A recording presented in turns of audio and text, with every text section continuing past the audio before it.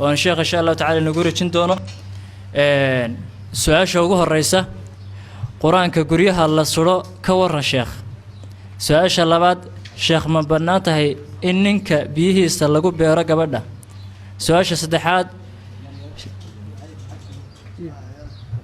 وي واحد كور أنت الشيخ داوشده كبده وسؤال صدحات سؤال أفراد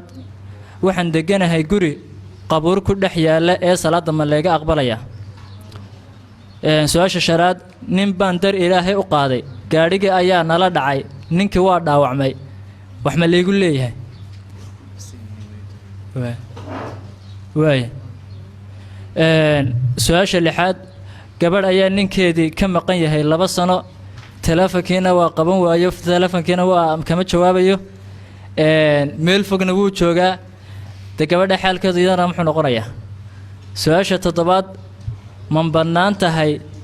إن أبهاي أردنتي عن حول أقله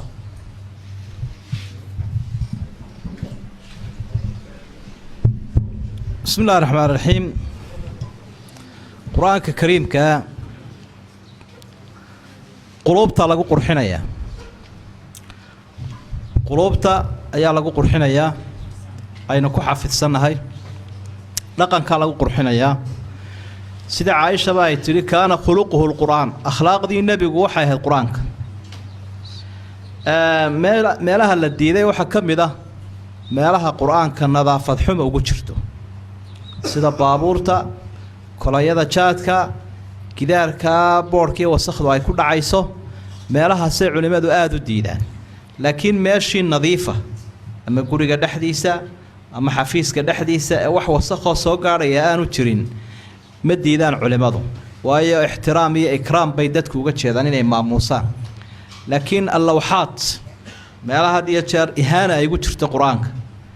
ayaa culimadu ay diidaan waayo tacdiimul kitaab alkariim wal quraan weynayntiisa culimada islaamku way isku waafaqeen marka wixii ihaana ugu jirto ama wasakh ay ku dhacayso meelahaas laga ilaalinaya ilmaha waa lagu beeri karaa hooyada haddii aabuhu nool yahay haddii biyihii intoo laga reebay intuu dhintay kadib iyadii lagu shubo dee xidhiidhkoodii wuu go-ay markii uu dhintay bay ka furantay way dhici kartaa moogta intoo biyihii laga qaaday isagoo dhintay kadib in iyadii lagu shubo laakiin hadday isu nool yihiin meherkiina isu hayo waa lagu beeri karaa maadaama aanay suuroobaynin sidii dabiiciga ahayd inay ilmihii u qaado waxaase muhiima gacan aamin inay arrintaas samayso oo qof aan aamin ahayn ama gaala ama ujeeddo kale la haddaad ammaanada noocaas u dhiibto dee mid gaal buu kugu dari karaa tiininka iyo mid gaal buu isku dari karaa ama mid xayawaan buu ku dari karaa gacantu inay aamintay waa muhiim qof muslim oo dhakhtaro aamina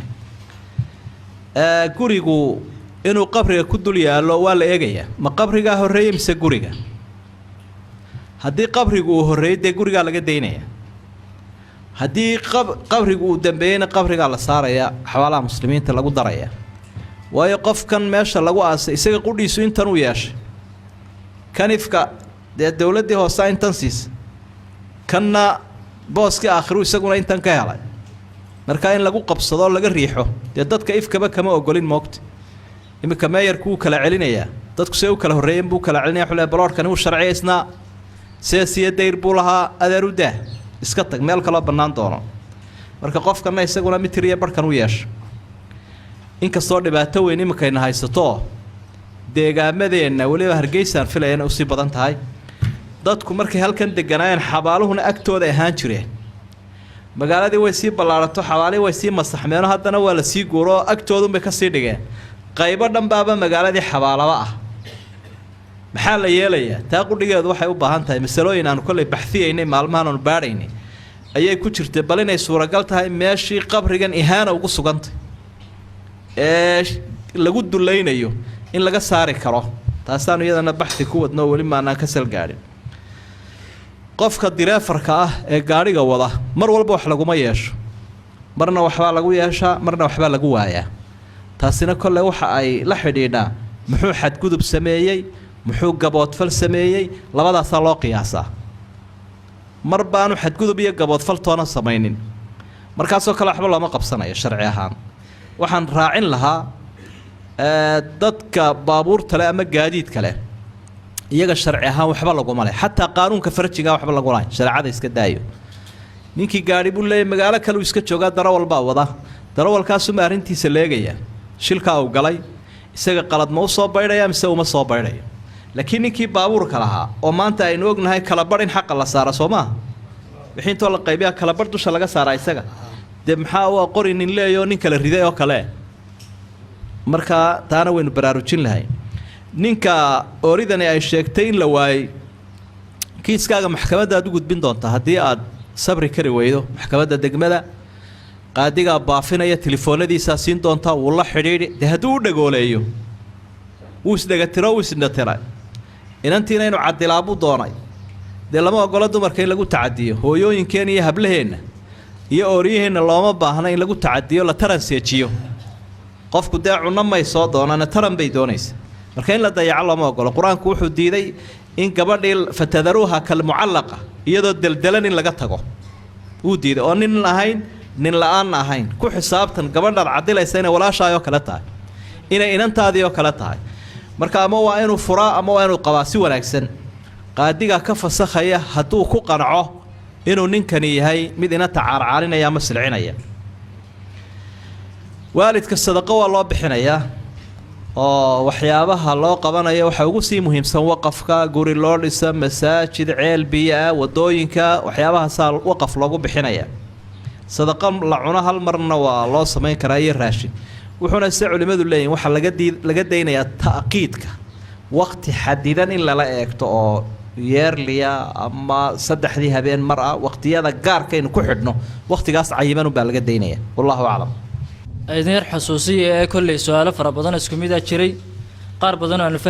fahmi weynaa jiray qaar waqtigu ka dhacay baa jiray marka intaana waa la dul qaadanaya Soomaa way waan soo koobina insha Allah ta'ala saddex su'aalood oo degdeg ah ayaan sheekha weydiinay insha Allah ta'ala su'aasha ugu horeysa gabadh baa waxay tiri jimba sheekh igu jira quraan badan baan saaray wuu iga bixi waayay kaaga darana salaada markan galana wax allaali waxaan tukanayaa garan maayo imaamka hadan ku daba tukadana wax akhriyo garan maayo salaadaasi markaas khushuuc ma laha xaalkaygu muxuu noqonayaa samaxaad igula tali lahayd su'aasha labaad nin iyo seedigii ayaa istilay guddi ayaa dhexdhexaadin gashay labadiiba way dhaarisay dhaartii waxay noqotay gabadha fur dhaarta miyaa la yeelayaa mise lama yeelayo su'aasha saddexaad sheekh shaqaale dawladeed ayaan ahay shaqo kale ayaan helay si laakiin dawladdii mushaharkii waan ka qaataa anigoo shaqadeedii kale ka shaqaysan dawladdiina mushaharkii waan ka qaataa mushaharkaasi ma xalaal baa mise ma xaaraan baa wax kale miyad weyn intaas ku jooga يا واي بسم الله horta mushkiladan jinku way jirtaa lama dafiri karo dadka qaar kood oo de warbaahinta ka hadlayo jinka dafiraya waan arkayba laakiin hadduu dafiro isaga laga yaabaa inuu galaba jinku wax jira weeye nabi maxamed baa sheegay calayhi salaatu wasalaam inuu galo qofka inna shaytaana yajri min ibni aadama majra dam shaytaanku qofka wuxuu ka maraya halka dhiigu maraya tubiskan ama xididadan dhiiga ayuu isaguna qaadaya maxaad ula yaabaysa soo dhakhtarku kuma oranaya markii aan laabka gelinay waxaan ka helnay bacteria ku jirta jirkaaga Soomaa microscope-kan iyo mijarkan baa lagu eego dhiigaaga baa lagu arkay in bacteria ku jirto jinkii maxaad ugu diidaysaa la xayawaan noolahay waa kan dhiigaaga ku jiree idan wixii xadiidku sheego ama quraanku uu sheego in la qaataa waa waajib quraankiina ilaahay waa ka waramay inuu jinku saameyn ku yeelan karo qofka uu wax yeeli karo suuratul baqara ayaa ilaahay uu ku xusay aayadeebu ku xusay alladina yaakuluna ar-riba la yaqumuna illa kama yaqumu alladhi yatakhabbathu ash-shaytanu min al-mas dadka ribada cuna qiyaamaha waxay isa soo taagayaan iyaga oo u dawaqsan oo u dardaran sida qofku shaydaanku dureeyo oo kale qofku shaydaanku dureeyay ee jingalay sidoo u dawaqsan yahay ayuu qofkii riba cunaha isagoo u dawaqsan oo dhacdhacaya ayuu imanayaa buu ilaahay waxa se xusid mudan dadku way u kala nugul yihiin jinka iyo galitaankiisa ama inuu wax yeeli karo oo qofka had iyo jeer cibaadada badan ee dikriga badan ee qur-aanka ismariya ee isku akhriya siduu nebi maxamed qur-aanka saddexda qulacuud isku akhri jiray qul huwallaah iyo labada qulacuud habeen walu seexanayaba min 3 jeer buu akhriyay qul huwallaah 3 jeer labada qulacuuduna min 3 jeer jirkiisu marinaya intuu gaadho markuu xanuunsadayna Caaisha waxay leedahay gacantiisa shariifka intaan ku akhriyo maadaama iga baraka badantay ayaan marinayay de waa nabigii lagu soo dajiyay isku akhriyaya inagoo iska silicsanna maxaad u malaynaysaa aad baynu ugu baahi badannahay marka qofku waa inuu qalcad ka gala shaydaanka iyada oo uu qur-aanka ku dayranayo iyo dikriga ilaahay mar walbana waxaynu ku qanacsannahay waxaan alla qadarin inaanu inagu dhacayn jiniyo insiba wixii ilaahay kuu qadarunba kugu dhici karaa haddaba haddii ay dhacdo in salaadii waswaas kaaga yimaado horta talada u horraysa aynu bixinaynaa waxa weeye culimada sida saxdaa u daaweysa ayaad u tegaysaa cilaajka ee aqoonta u leh ee alla kacabsiga leh ayaad u tegaysaa kadibna qur-aankii iyo ducooyinka waaridka ana way kugu akhriyi dhirta uu ka xanaaqana way kuu qori doonaan oo way ku marin doonaan biidni illaahi tacaala saasuu kaaga tegi annana waa kaaga ducaynaynaa intaa aad mushkiladaysantahay salaada wixii kaasi noqdana dee waa wax awooddaada ka baxsane waxba kaa noqon mayso insha allah qadiyadda la xidhiidha laba qof baa la dhaariyay oo waxaa lagu dhaariyey dood dhex maraysay daraaddeed sow dalqadda masaasaa taasi sax maaha berigeenni hore waxay odhan jireen odayaashii hore waar ninkaa hebel ha la dhaariyo oo ha la mariyo walle iyo qoodhiyo xeraale iyo xelafur waxaba ha la ysugu daro marka ninkaasi wallaha wuu ka soo dulboodayaa ku hakan maayee inuu ilaahay xoolahana ka mariyo ooriduna ay ka furan tahay kuwaana ugu dara macnaheedu markaa waxa weeye qofku wallaha aanu ku kalsoonayn wallaha aanu u qabin wixii u weynaayee lagu joogsanay inuu yahay ee qoodhiyo xilaha iyo xoolaha ayaa kala weyn wallaha markaa magacii ilaahay waxa wax lagu dhaarinaya waa magaca ilaahay qof haddii la dhaarinayo wallaahi bilaahi tallaahi baa lagu dhaarinaya asmaada ilaahay laakiin laguma dhaarinayo wax kale nebigu wuxuu uhi man kaana xaalifan falyaxlif billaahi aw liyasmut xadiidkii saxiixa qofka dhaaranaya ama ilaahay ha ku dhaarto ama ha iska aamusayuu dambaabine waa tigeelayaa lagala qaada iyo waa tan galabkaaga geeri ku banneeya iyo waa tan aabbahay waayo dumarku ay ku dhaartaan intaasi midna meesha ma yaalo waa laga daynaya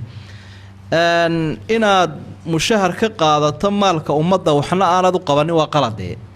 adigu miyaad jeceshahay qof aan kuu shaqayn inuu mushahar kaa qaato eeg waxaad dowladda ula dhaqmaysaa shakhsiyaadkana ula dhaqmaysaa sidaad jeceshay in adiga lagula dhaqmo soo maa adiga nin qof aan waxba kuu qaban inuu bil walba kuu soo xadiruula igu shub intaa ah waad su-aalaysaa waxaad leedahay muxuu ahaa intaanan kuu shubaya maxay ahayd dee waa inaan isaga soo xaadiray buu ku leeyahy dee orod iska tag baad leedahay wax iska soo xaadira uma baahniye dee dowladduna waxay ku leedahay waad iska soo xaadirtay iga daa idan markaa kolley iyada oo aan la sii faahfaahinin su-aasha dee qof shaqo u diyaaro oo heshiis lala galay oo aan waxba qabanayn baan u fahmi karaa laakiin qof ama naafo ah ama bukaana ama beeshana dee kaasi kuma jiro oo inaanu waxba qabanin dee iyana heshiis baa lagula galay oo qofkii wuxuu abaalmarin buu qaadanayaa ama waa qof dee bukaan muddadaa ku jira ama la fasaxay taas waa xaalad gaara ee heshiiskii la isku ogaa waa inuu shaqeeyo waxna ma qabanin dee wuxuu wax ku qaadan lahaa wakhtigu iibsado marka taana waxaan filayaa in inta aan ka garan karaya ama aan ka fahmaya intaas weeye jazaakum allahu khayran miyaan cid baynu soo ducaynaa aad iyo aad baa u mahadsantihiin maareeyaha dekedda iyo mas-uuliyiinta kaleba iyo meeyarka sida fiicana usoo xaadirteen runtii iyo sida aa maaragtay wacdiga u danaynaysaan midhyarun baan walaalayaal maadaama raggu soo batay midhyarun baan idin dareensiin laha haddaad tihiin reer berbera midhkaasi waxa weeye midhaan keligeen idinku ahayn laakiin dhammaanteen inoo wada yaalla oo ah dadka intii isku deegaanihiba waa jaar xaq dhowr iyo xurmo iyo xuquuq gaara bay isku leeyihin qabaa'il kala duwan ha ahaadeen dana kala duwan ha lahaadeen qoysas kala duwanna ha ahaadeen qadiyaddan baraarujin lahaa waxa weeye in la ilaashado wadajirkiiyo midnimada iyo quluubta wada joogta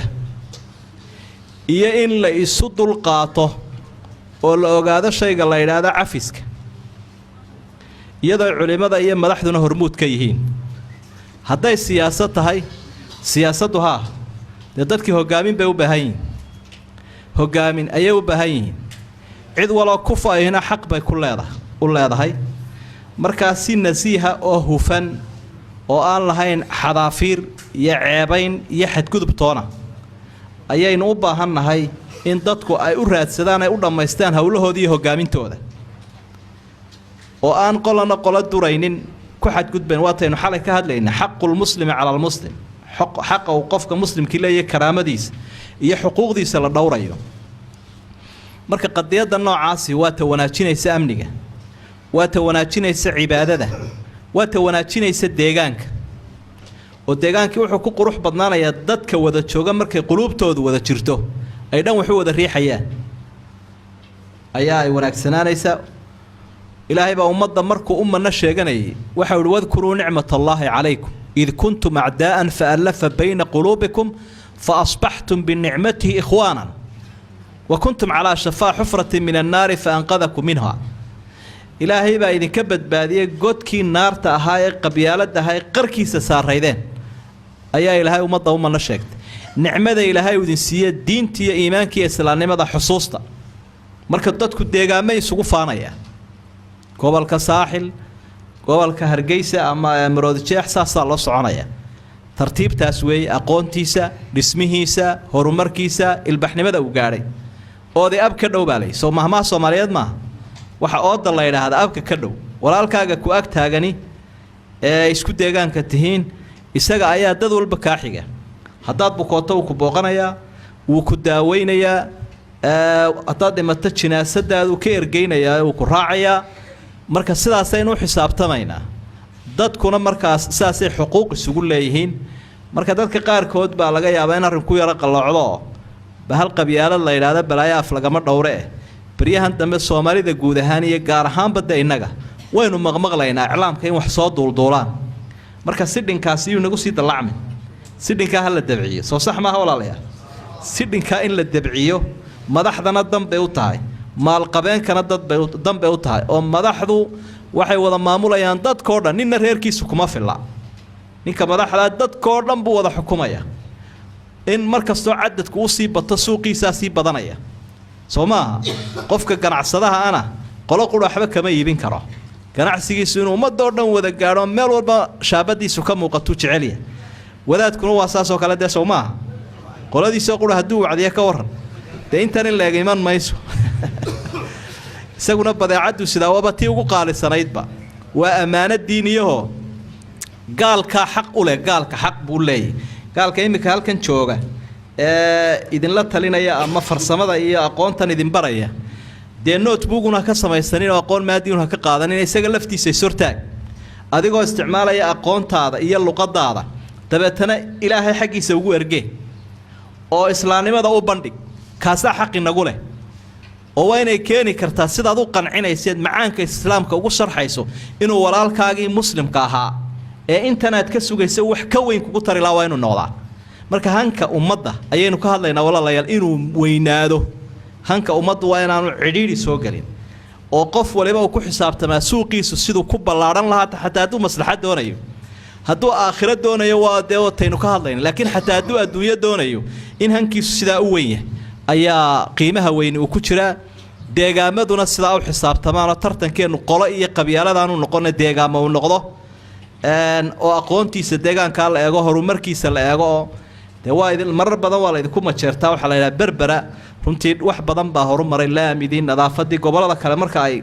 dhexdooda ka wada hadlayaan ha lagu daydaa la yidhaha marka sidaynu u baahannahay waa saas weeye waxaan arkayaa haddii si xun loo isticmaalo waxaa la yidhahda qabiilka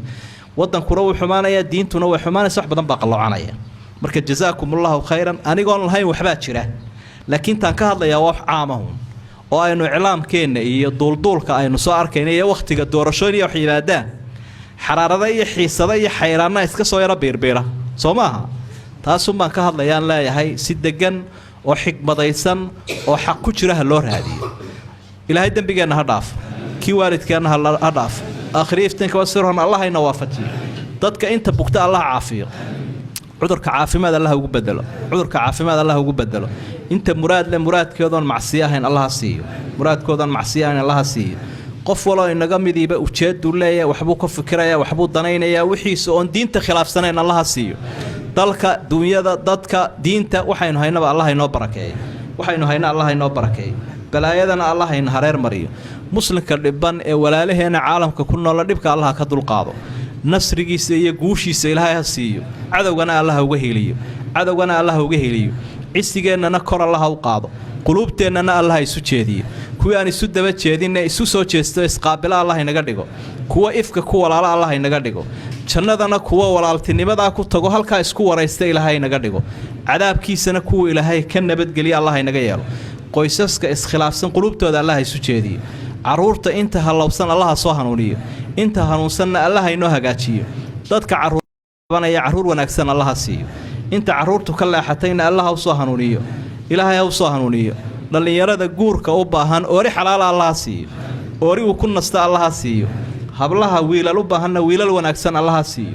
waxaynu haynaba waxaynu aynu ku istiraxna Allah ka dhigo dawladnimadana Allah inoo wanaajiyo qiyaadada iyo hogaamintana Allah inoo barakeeyo xaqana Allah ku toosiyo tubta toosanna Allah waafajiyo kuwii diinta iyo danta iyo dalkaba wanaag u horseeda Ilaahay ka dhigo وآخر دعوانا أن الحمد لله رب العالمين وصلى الله على نبينا محمد وآله وصحبه وسلم سبحان ربك